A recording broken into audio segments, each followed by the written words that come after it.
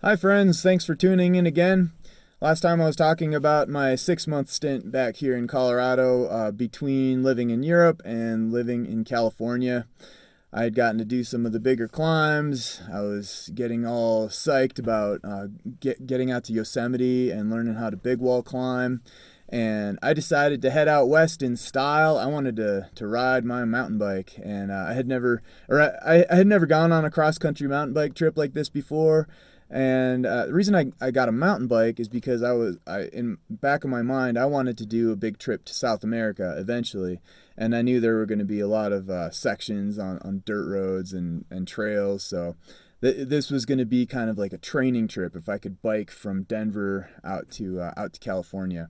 So after finishing up my stint working as a top rope instructor with my friend Chris at up here in Camp Wonderview, I went ahead and bought myself a mountain bike and some saddlebags, loaded it up, and took off from Chris's house down in Lakewood.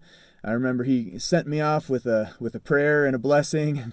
I felt significant for some reason, but I just remember the tremendous freedom of just pedaling away towards the big mountains. I was heading into the unknown frontier, and it was a strange, liberating feeling. My heart was just alive with excitement for what was to come. I hadn't done any research about the trip, so I didn't know what was going to happen, and I hadn't trained at all, and I had only just bought that mountain bike, so started getting my butt kicked right away.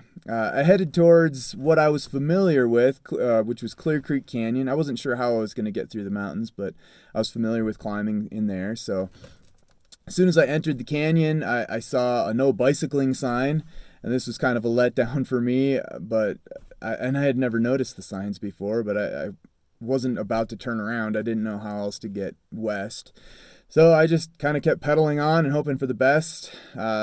Didn't take long before a CDOT guy discovered me, Department of Transportation vehicle, and he started harassing me. He would pull up in front of me, he was in a big truck. He'd get out of his truck and then wave at me and yell at me. And I had my earphones on, and I would just kind of pedal around him and ignore him. But I was like very stubborn. I was not going to turn around and try to go somewhere else. And then he did this two other times. He'd pull over in front of me, try to get me off of my bike, but I don't think he felt comfortable physically manhandling me and getting me off or anything like that. So eventually he finally just gave up and followed closely behind me until I was finally out of the canyon. And then I got onto a little bike path along I-70 and headed up towards Highway 40 towards Berthoud Pass. So day one was a lot of work, gained a lot of elevation. I camped in the woods there along Highway 40 towards Berthoud Pass, and it was great. Just realizing the freedom of being in a bike, I didn't need to find a parking spot. I would just pedal into the woods, set up my tent, and it was a nice, liberating experience.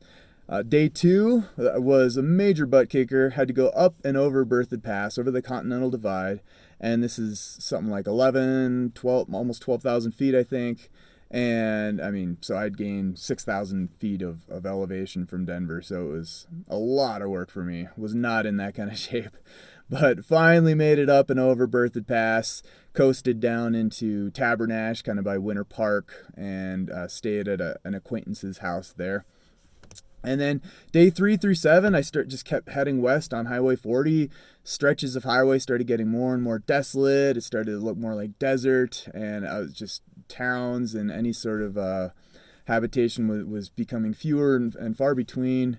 I remember Rabbit Ears Pass was real pretty, going through some very pretty canyons, and I would just pull over wherever. I'd stay in fields or by an abandoned warehouse once. Slept in a graveyard once, which was actually really peaceful. And eventually made it to Heber City, Utah, and that was kind of the first time when I started seeing city again finally. But by this point, this was about day 7, I had picked up a really nasty cold, and I'd been fighting it, but it was just so hot. I wasn't really able to ever sleep and rest it off. So I wasn't really sure what I was going to do. I was feeling in miserable shape. It had just been getting worse and worse. So I had met a couple a few hundred miles back that were from Salt Lake City, and they said that I was welcome to stay at their place if I ever wanted to. So I pedaled on into Salt Lake City after that and took them up on their offer, and I was very thankful to them for that. They were just this nice younger couple. They were kind of hippie stoner types. They had a little kid too, but they let me crash on their couch for like 3 days, and I was very thankful for their generosity. And I don't remember the names or anything, but thank you to you guys if you ever watch this video.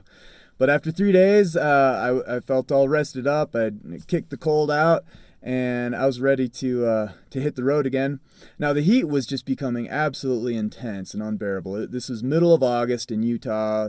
Temperatures were just skyrocketing into the hundreds or 110s or who knows. It was ridiculous. Like, I could not bike. So I decided to start pedaling at night.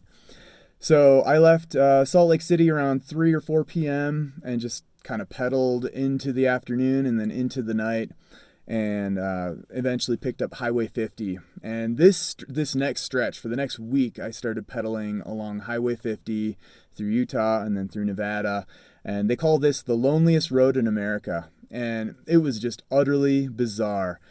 That first night, when I pedaled into the night, I mean, as soon as you leave Salt Lake City suburbs, it just becomes this desert landscape, like a lunar landscape, just nothing, no vegetation, and just crazy. And then being at night, and then I had a full moon, and I was going on these like long stretches of highway, not seeing any cars ever. So it's just me, this one little skinny road, lunar landscape, full moon. I just turned off my headlamp sometimes just because it was so bizarre and just completely wild, and pedaled through the night. And so that first night, kind of on Highway 50, I stayed behind like a little elementary school, tried to get some sleep, and I tried to repeat this pattern where I would pedal at night. But for this next week going through Nevada, I was just getting like really sleep deprived. I couldn't. I mean, I had to sleep sometime. So, I'd pedal at night and maybe go to bed at 5 a.m. But then the blazing heat would just wake me up, and I couldn't sleep anything past like 9 a.m. So then I would just kind of pedal and try to find shady places to pull over and snooze. But it was just kind of a miserable experience going through these like long, desolate stretches of highway. Once I crossed the Nevada border, it was just like literally 100-mile stretches with between gas station to gas station, and on several occasions I actually ran out of water. So I had some times pulling into the next little town or gas station feeling very thirsty. I remember on one occasion I broke down, like my rear tire kept popping. I had my bike loaded all wrong, and I kept popping that rear tire. But I remember I broke down, I had run out of water, and so I'm just out here in the middle of nowhere, and this like California family coming east from California felt really bad for me. They actually went all the way back to the last town, got me some water, and came back to help me out. But the residents of Nevada were super awesome and friendly. There were a few occasions where I got invited into someone's home to stay, or invited over for dinner or for like a barbecue.